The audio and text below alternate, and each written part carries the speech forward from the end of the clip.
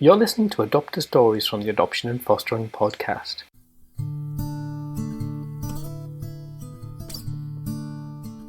In this episode, Devin shares his experience of undertaking early permanence with his husband. He shares the challenges and heartaches of caring for a child that ultimately returned to its biological family. Devin then shares his story of how they found the resilience to then go on to try and adopt again. If you want to share your story, then please DM us or through our Facebook page or our Twitter feed, and we'd love to hear what you've got to say. Starting at the beginning of your story, why did you adopt? So, as a same-sex couple, we didn't have many choices.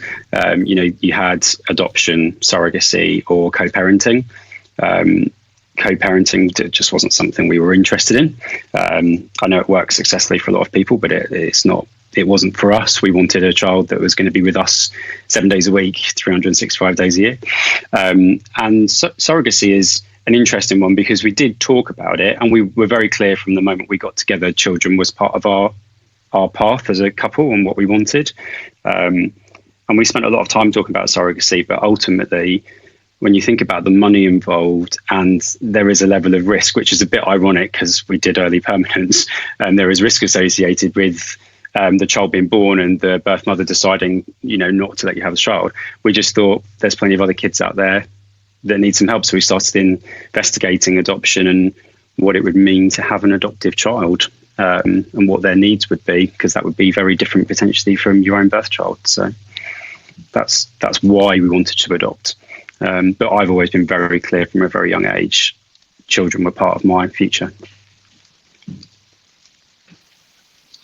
So what drew you into early permanence? Our social worker. So we actually started looking in 2015, but I got made redundant, so we put it all on hold because we wanted to make sure I had a job, and we'd had an agency lined up, and then we came off, we moved house, I got established into a new role, and our neighbours had adopted through this particular local authority and given them a really good rep, and that was really important to us. They were also a same-sex couple, so that was another important thing about making sure we could get a local authority or agency that we would feel comfortable with. So we went along for their information evening, and our social worker, interestingly, she co-hosted that, and we've had her ever since. When we started stage one, we had these grand plans for siblings and let's get it, instant family. And our social worker soon helped us to quash that and make us be a bit more realistic about, why were we doing it? What did we want? What were the needs of the child? What were our capabilities? All those sorts of things. So it very quickly became one child, but, an age range of probably up to 3 or 4.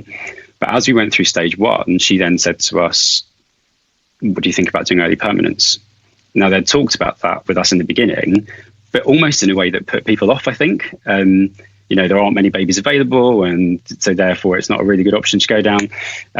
But clearly they saw something in us that said we would be good early permanence adopters with a high, I guess, resilience, emotional capability, because it is very different from adoption in terms of the matching and the uncertainty that comes with the placement. So what we said was, let's get into stage 2, and we did half of stage 2. We did the stage 2 training. We went through, I think, about half of our sessions, and then made a decision. And we got to give a bit of a make or break because of when the course is run, because you have to do additional training for early permanence as part of stage 2. So we just said, yes, okay, fine, we'll do it. And we kind of convinced ourselves it was the right thing to do. We liked the idea of having a baby, a child that was only, in most circumstances, ever in your home. They'd never been anywhere else. Albeit we totally recognised those kids were going to be with you instantly for a reason. They usually come from a lot harsher backgrounds, potentially, than some of the adopted kids that you could have. So we went through stage 2. We became approved in, what we now, 2019, so it's December 2017.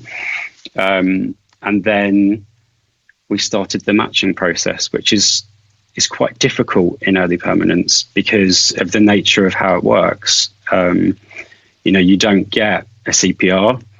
you're lucky to get a paragraph about the child. You usually get quite a lot of information about the birth parents, but that doesn't give you any indication of how that baby's going to turn out, how the background could have impacted them.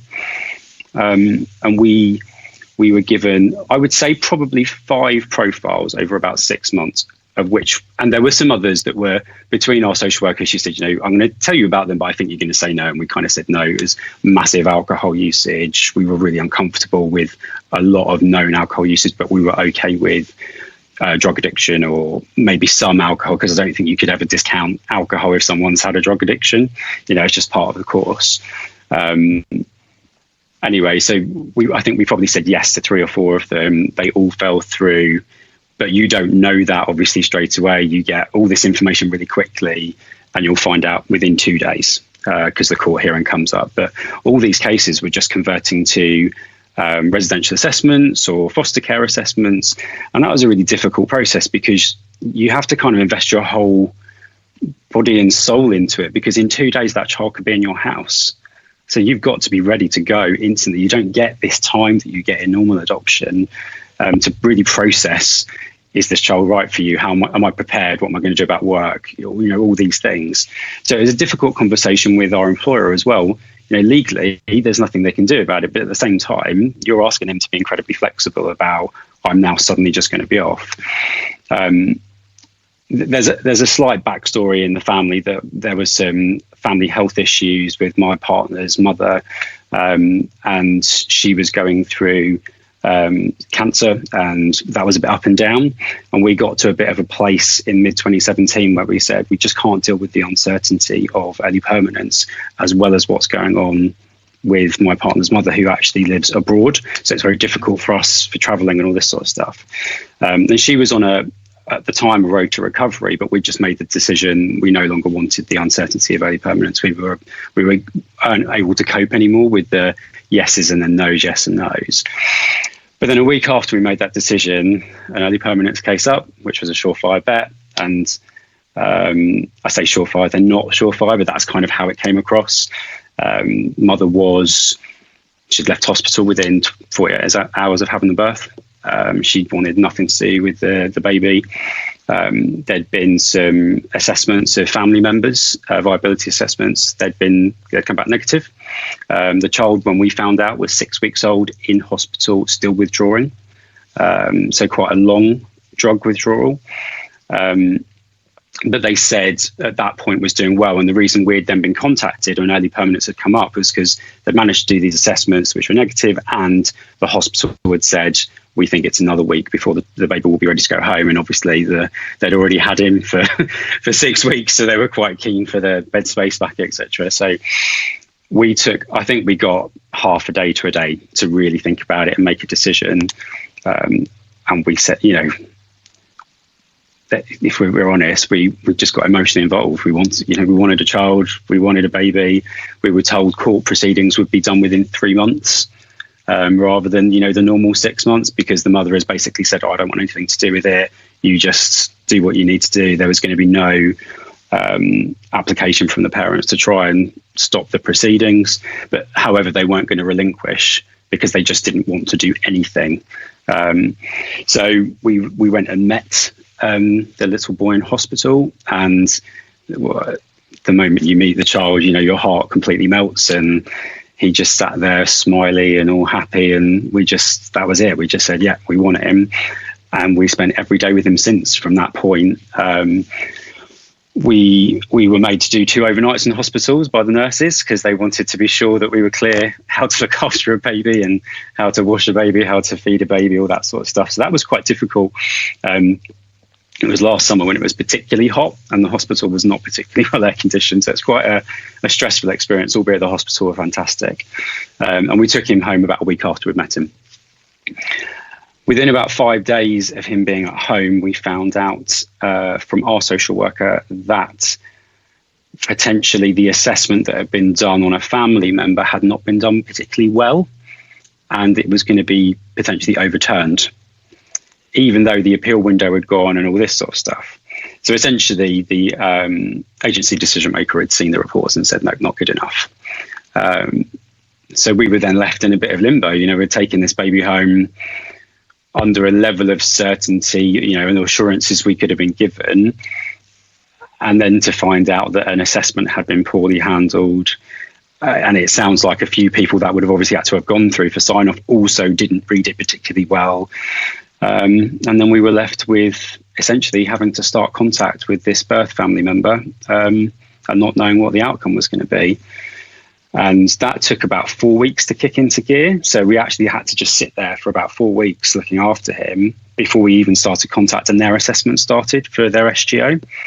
And that was really difficult, actually. It's really hard. You get trained for it, you get prepped for it in your early permanence training, but you can't imagine what it's like until you're actually in it. It's a pretty horrendous feeling of not knowing. And when you have a drug withdrawn baby who's a little bit fractious and you're having to, spend a lot of care and attention with them, you can't help but fall in love with them overnight because you have to. That's the only way you will stay sane, look after them. That's what babies are built to be loved, aren't they? Just the faces. And we'd had our dreams come true and suddenly we just didn't know what was going on around us. And then we met this birth family member through contact, and I think we got 30 seconds. That was just so hard. 30-second handover, social worker I'd never met before, no one I'd ever met before. And I know he wasn't my baby, but he was my baby, and I had to hand him over, and I had to see the distress that it was causing him. And I remember when we went back like an hour and a half later, he was red and puffy. He'd clearly been crying, and I found that just really, really difficult. However, the birth family member was really nice, told us what had happened, gave us a really good handover of what they'd done. And that made it all the more difficult because you want to hate these people, but you can't. They were really, really nice. They wanted to do the right thing by this child. They were very clear with us. They didn't have that much contact with the birth mum, but they felt the responsibility and obligation to look after this little boy. They also had his half sibling, so in an SGO, but was much older. So that was going to be quite a strong pull. And we knew that from the beginning. The fact that they had a sibling was going to be a really strong pull, even if we were going to be able to give a future prospect that was much, on paper was much higher, family's going to win out over us. And we kind of knew that from the beginning. However, they have to go through the assessment, and you get given a level of hope because it's not over till it's over. The contacts continued once a week, and they just got worse and worse. And the baby ended up regressing. So they'd gone from starting to crawl and starting to really interact and play with toys and hold things to literally just sitting on the floor, making you do everything for them. I remember there were days where I just had to hold him all day, or he'd just really start crying and I think part of that was probably the move from the hospital to us, and then quickly being left with other people. It must have been very difficult for him.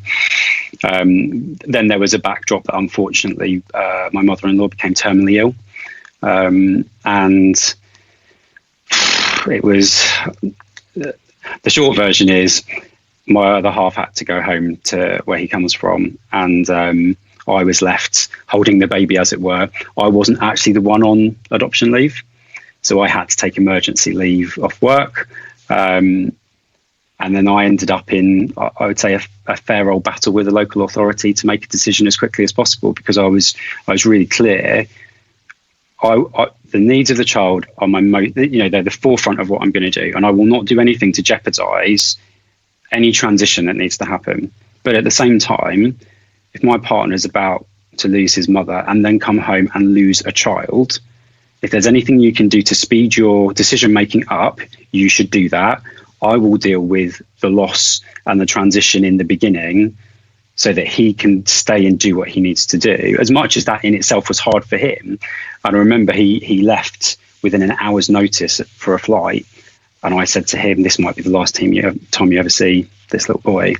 And he just broke down, as you would, and didn't know what was going on. His mum was dying, and it's just the worst possible storm we could have ever got into. It was just horrendous. And what I will say at this point, before I get on to kind of how he left us, it really showed you the value and importance of your support network. because I was left by myself with this, 2-month-old baby that was really fractious, and I could not put down or give to anybody.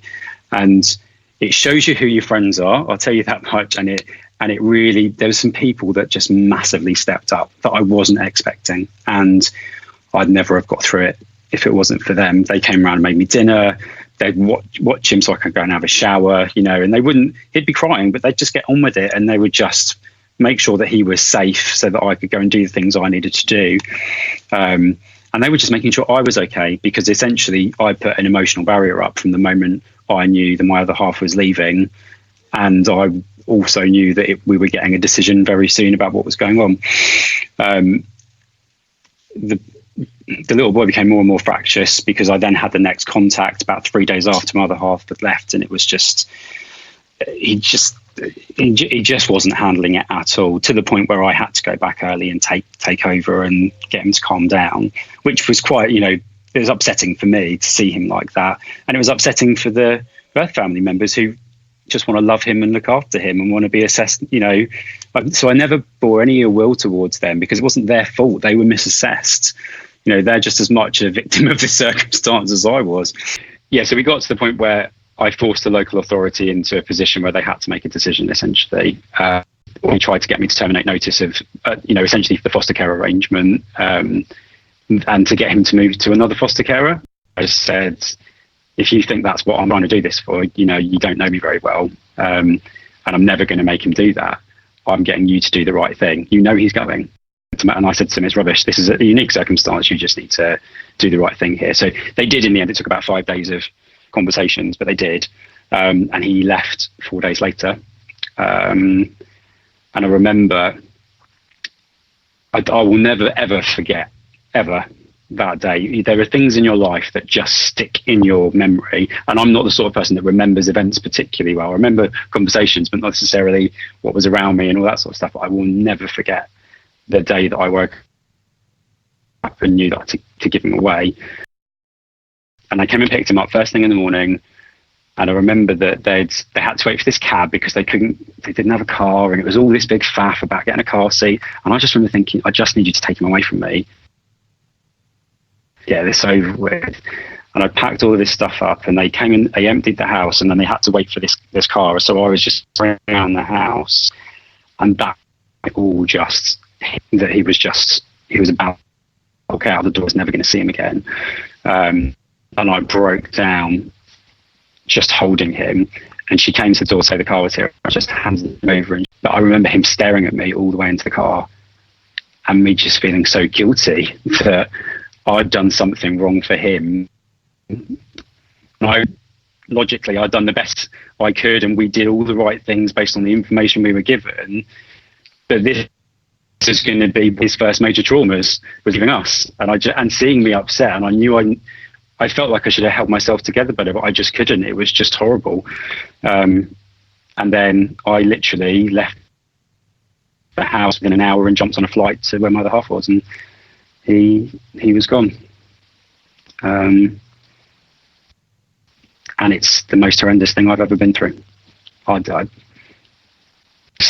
wouldn't wish it on anybody. That's a profoundly moving story.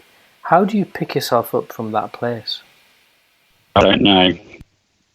I think the problem was I probably emotions for weeks at that point, as I was trying to stay strong for my partner. I was trying to stay strong for myself. I was trying to stay strong for the baby. And then it all just came crashing down like a ton of bricks. And I remember when I got to where I got to, and I'd flown over to where my other half was, I probably went into a bit of emotional shutdown. And that was two reasons. One, I was exhausted. I was just physically, emotionally drained. I'd had my cry, and I'd had my 10 hours of not being able to stop crying, essentially, on and off. And then I got to a place where there'd been another massive loss. And I felt like their loss was more important than mine, which is not true, because then they're no less, they're both as important as each other. And they were super. But I felt out of respect that I needed to give them their time to grieve. And when we got home, a couple of our friends had actually cleared the house for us so that there was no remnants of the baby, essentially the little boy, in the house apart from the nursery. And it was good and bad, because you kind of got home and you were like, what's happened? My life has now completely changed again. But at the same time, it meant I didn't have to do it myself, which I don't think I'd have been ready for. And I didn't go into the nursery for about a week, I think. We just left the door shut. But then I'd go in every day or so, just because I think it was important for us to start processing the fact that, you can't just hide away from it. He wasn't there. Did you ever consider not proceeding with adoption? Yes, absolutely. And it's one of the reasons why we probably adopted so soon afterwards. And I'll talk about that in a minute. But yes, we did. I think it has the potential to make or break you as a couple, let alone whether you want to have children. It's a really difficult thing to go through together. And usually people are different from each other, right? Couples tend to be different in terms of their personalities, the way they cope with things. And my other half is a bit more of a, and he won't mind me saying this, he'll more box things up a little bit, and he'll take a bit more time. Whereas I'm a lot more expressive. I like to talk about things really quickly usually. And I'd started counselling already. I started counselling before he left, actually.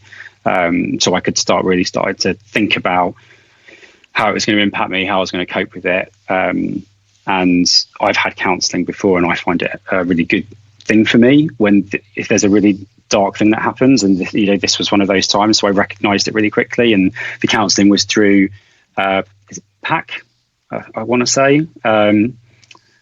So the ones that the local authorities, people that have adopted children, and I had a fantastic counsellor there. But yes, we did think about we talked about nothing but when we were going to start again, really, because you can't help it. It's been such a big part of our lives for so long. And by the time he'd left and we got back and we started to settle down, it had been 2 years in the process. And it was a big conversation for work as well. It had a massive impact on our work, because although my other half was off, I wasn't supposed to be. But then I was off, first of all, on emergency leave because of what was happening, and then essentially for loss, and that was quite difficult, because my work, although they were understanding, I don't think they understood that although I knew he was okay, to me he was gone, and it was like it died to me. I knew he hadn't died, and I knew he was okay. But to me, I was never going to see him again. And that was no different from my point of view than a birth family losing, their birth child. And my work seemed to struggle with that a bit more, whereas my other halves didn't. And that became I found that difficult in terms of the negotiation of going back to work, which just added to, I think, how long it took for us to get to a point of we're ready to start again, albeit we did start reasonably quickly, which was a big topic of conversation with our social worker. She was very robust with us about, were we ready? Is this the right time, etc. But I suppose the point for us was it was make or break. We either do it now, or we probably never do it. And that was for a couple of reasons. I think one, we were so invested in having a family, and we'd spent so long thinking about it, because we'd been thinking about it for years, and then it felt like 2 years felt like a long time. I know in old school adoption terms, 2 years is not a long time at all, but for us it felt like a long time. And then from a work point of view, I knew that my work would probably more like, we'd rather you just got it over with now, adopt a child, have the time off, and then just come back and be normal, if for whatever normal is these days. So what happened was we took Christmas out, and we were just like, let's just get through this. Christmas was really hard. I don't think we realised how much hard that was going to be, because we thought Christmas was going to be very different. We thought we were going to have a baby in the house. We thought we were going to have his first Christmas, and all family round. And in the end, we did Christmas by ourselves with a couple of friends, and we didn't have my family round because I just couldn't face dealing with it. It had impacted my parents in quite a big way as well, and I just wasn't up for the emotional challenge, if I'm being totally brutal about it. And then in January, we both were back at work full time, and we started saying we wanted to have conversations, not necessarily want to adopt straight away, but we want to start the conversation with a social worker. And she came and saw us, and we talked through some bits, and she, as I say, she was really robust as she should be, to make sure that she felt we'd dealt with as much as we could, because you're never going to truly get over that sort of thing. But I think she needed to make sure we weren't replacing him with another child, that we dealt with where he was, what was going on, and that this was just about getting back on track with our journey to have a family. Suffice to say, she became convinced reasonably quickly, but she was still quite cautious. And so what she said was, let me come round with some profiles and just see how it makes you feel. Because you might look at them and just go, I'm just not ready. The reality of it is too hard. But actually, we saw them, and I think probably I reacted differently to my other half. I was more ready, and I think he became a bit more, I'm not sure. And interestingly, we went back to the sibling conversation. And the reason we've done that is because we were so bored of the adoption process and everything we'd been through. And it had been a real struggle and we felt quite a lot of resentment towards the local authority, that we always knew we wanted at least 2 children. And we therefore wanted the adoption process and uncertainty and what comes with it over with. But we very quickly concluded that was just almost an emotional response to what had happened, and that it was still the right thing to do, was only have one. Having said that, our social worker did present us with a couple of siblings just to make us think about it, and that's where we got to the point of, no, we don't want siblings. And then there was this one, I'm going to say child, that we were presented in the first round that we kept coming back to. So we spent, I would say, 6 weeks talking about that little one with our social worker before she agreed for us to be able to speak to their social worker, which I think was the right thing to do. She was making sure we were taking our time, processing how we were feeling. But it just got to that point where we were like, no, we're kind of ready. And I think because we'd been through early permanence, where everything happens so quickly, then you go through the adoption matching process where everything seems to happen so slowly. It was really difficult for us. It was a massive adjustment of expectation. Suddenly you're seeing a CPR that you're getting loads and loads of information on. And it's something, you almost overthink it, because with early permanence, you kind of have no information on the child. So you're just making a decision based on the parents. You almost accept more risk, I think. Whereas with adoption, you get so much information sometimes that you can overanalyze all the different little bits of information, and I think agonize over what's that going to mean when they're older and all this sort of stuff. So it took us a bit of time to work through the CPR, but once we'd got there, we were kind of ready to go. And we spoke with their social worker, who's also been really good and very understanding, knew of us and our situation. And luckily didn't scrutinise us, because they work in the same team. So I think there's quite a lot of level of trust, and the local authority were all very aware of who we are because of what had happened. So I think there was a lot of understanding and acceptance that we were fit to be adoptive parents, etc. And if anything, you have to learn to take away something from a loss in early permanence, which is that you've had first-hand experience of looking after a child, you've demonstrated what your capability is. And we got nothing but glowing reports back from the independent reviewer, the other social workers, the health workers. They were all really impressed, the hospital, with how we handled everything and how we put his needs before our own. So I think that put us in really good stead when we started matching again, because I think that the adoption team at our local authority were very clear that we were a really good prospect. So if you can take something away from it, I think, I take that away from it. I think I learned a lot about attachment in that as well, which I think made me much better at conversation with children's social workers. And what we liked about this particular case was they were a bit older, so they were over 1, and they had been in foster care since hospital, so they'd never lived with their birth parents. And as a result, the level of trauma associated with them is essentially nil, because they only ever knew their foster carer, who was fantastic. And I think for us, we felt like we'd been through so much in the previous year. And yes, we'd shown a level of resilience to be able to cope with that. That didn't mean we were ready to go down that path again with a really difficult placement or a child that might have lots of different needs. So it just felt like a really strong match for where we were in our journey. And so, yeah, after speaking to the social worker, we then agreed a pre-meet. So we'd said we would not go to panel without a pre-meet. We thought that was really important. We wanted to see the behaviour and the interaction for ourselves. I think we'd added, I suppose, a layer of protection because of everything that had gone wrong before. We were doing anything possible to make sure we'd covered all of our bases. And I suppose within a couple of months, essentially, we got to panel. And then they moved in with us, and they're here now. And apart from a couple of bumps in getting through, not through panel was fine, but there was a couple of things that hadn't been done that meant we couldn't get to panel yet in regards to the child. But the transition has been, I haven't transitioned any other children, but it's been pretty good. And it's a stark contrast to the experience we had last year, and they're doing really, really, really well. And I've actually taken the time off this year, interestingly. So I've taken 6 months off because I so recognised the value of spending time with the little boy last year. And I don't think I understood what level of attachment and bond you could build by doing that until I had to go through it myself.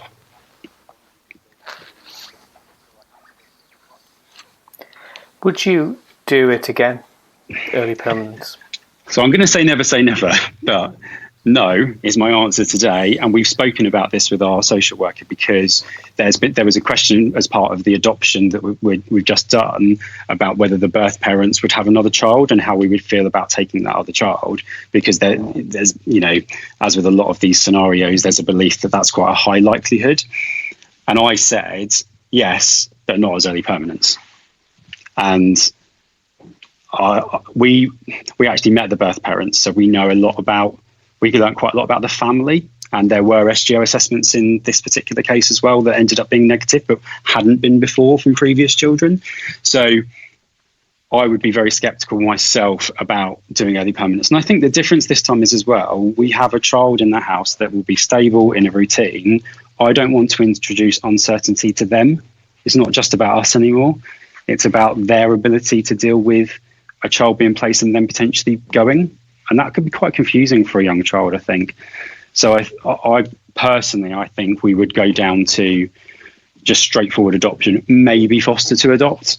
All assessments are done, agency decision makers very happy, and therefore you can maybe place them slightly earlier ahead of their final court hearing. But I don't think we would be in the position right now where we would do early permanence. And do you have any regrets? Well, hindsight's great, isn't it? But I suppose, could we have asked any more questions? Is there anything else we could have done? We knew what we knew at the time. We understood the process as we understood it at the time. I understand it a lot better now. And I've learned a lot about early permanence adoption, the internal processes within the local authority or agency. I'm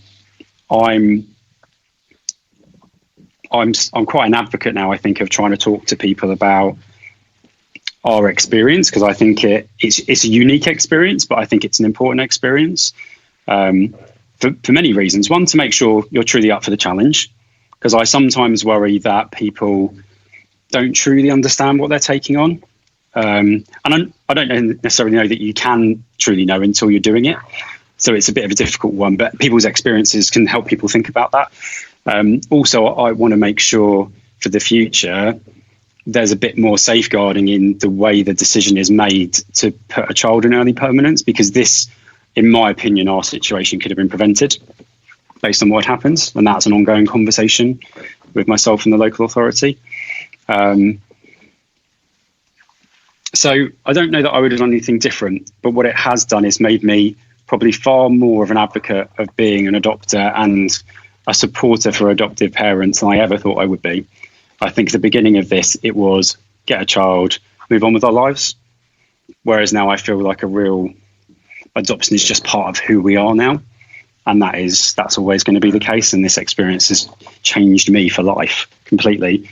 So, and I'm very passionate about it. So as much as we've, had a really difficult experience, we've still come out of the other side and got thus far a successful placement.